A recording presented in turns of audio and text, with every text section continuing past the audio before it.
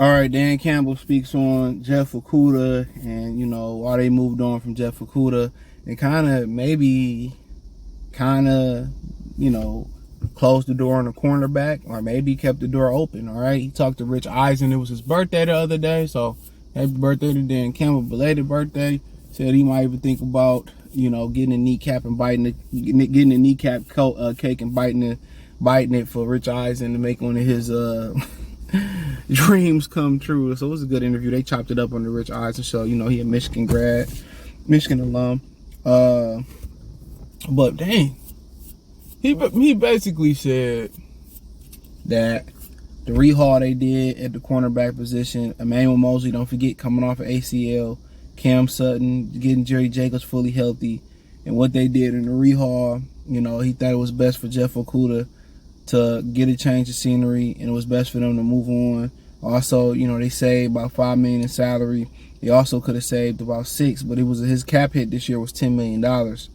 So, they had to give 1.5, I think, to Atlanta or to Jeff Okudah before he went to Atlanta or something like that.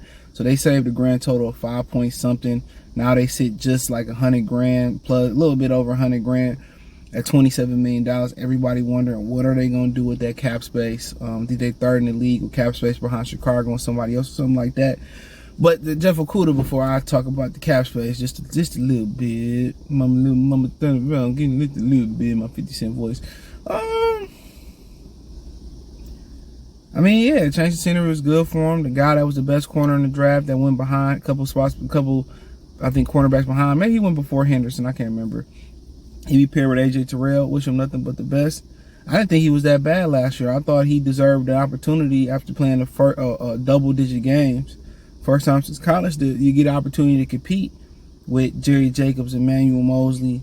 But then again, they want to squeeze as much cap space as they can, so I understood it. I would like to see him compete it, but a fifth-round draft pick, some great things can happen in the fifth, as bleak as they seem. And they like what they done, and like I said before, it's going to be interesting to see what they do in the draft because they got some prominent needs. Obviously, the biggest need I told y'all is just explosiveness, speed, raw talent, all that shit, just guys who can run. But, most people think they could take a corner early. Wouldn't surprise me, some talented corners. Cam Smith, Jerry Porter Jr., Christian Gonzalez, and, Devin Weatherspoon. So, I'm interested to see, kind of where they fall at. Could be a lot of smoke about a lot of different players.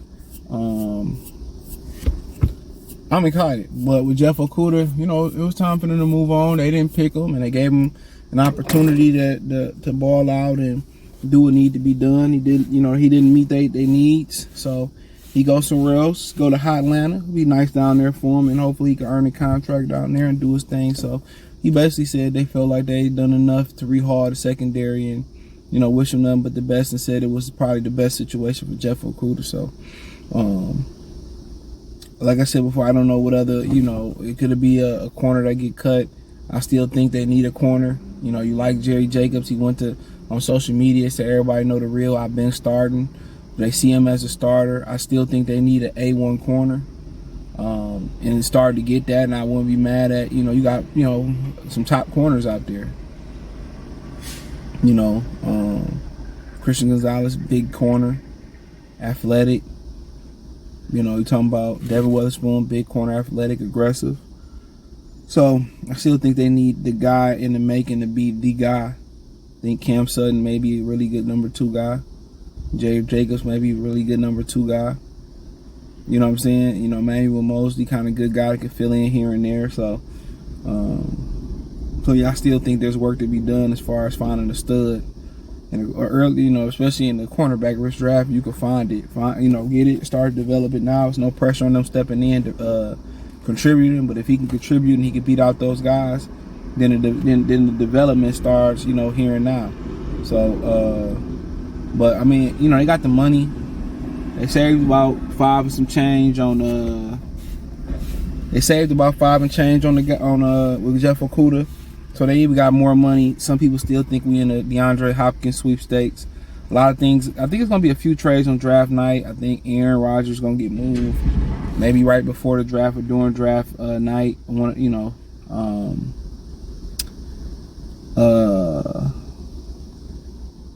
I think, you got DeAndre Hopkins, a few guys that can get moved. I've heard, Lamar Jackson still a candidate to get moved. So let me see, I'm doing the time. Before I go back in. But yeah. So I don't know, man. I don't know. It can get real sticky on draft. I think you can see quite a few trades, especially the Lions having picks. Everybody probably think about maneuvering. It may be a situation in which, it may not be that much maneuvering. It may just be a situation where you see known commodities getting moved. And, like I said, I've been on record, love DeAndre Hopkins in Detroit. He might not give you the deep threat, but he know how to set it up and get the deep ball, 50-50 ball. But what kind of make him deadly to Detroit and why he worth it is he's a professional. He going to take them young guys to the next level. And he perhaps still may be the best receiver in the game. Was fired last year. But on third down, him and St. Brown, like, bro, who do you bracket? Who do you double? That's the $1 million question. Who do you bracket? Who do you double? St. Brown in the slot, DeAndre on the outside. Come on, Jared Goff got options. J-Mo taking the top off down the field. Come on, J-Mo being able to run underneath routes. Hopkins is just a great fit for the locker room, for the receiving core. It's another coach, and just on situations on those third and manageables. You know what I'm saying? Like, who do you guard? Who do you say we gonna stop? St. Brown gonna just be even more a threat. DeAndre Hopkins is gonna make it that much, especially if you get a back out the backfield that can catch it, you can depend on him. It just make a lot of sense for them. He was really good when he came back from suspension last year, so but yeah, I don't know what they're gonna do with the cap space. They might wait for some veterans to get cut off to June 1st and make some moves. But with Jeff Okudah, you wish him nothing but the best. He wanted it to work, it didn't work, but I thought he did enough to get an opportunity to come back. But apparently, they valued over $5 million in cap room over Jeff Okudah, so there got to be something in the mix. So let me know what you girls and guys think. Thumbs up the video, share the video, subscribe to the channel, and the subscribe button, it's the bell icon button. Hit all notifications, increase your chance, get notifications. We go live and drop video. Check out Detroit Lions Talk playlist for more videos like this. Financially, want to support the channel? Cash App, $sign CJ Good 313, Venmo CJ Good 313, PayPal link description. Hit the link tree, find me on Twitter, Facebook, Instagram, Spotify, Anchor, Cash App, Venmo, PayPal. Peace.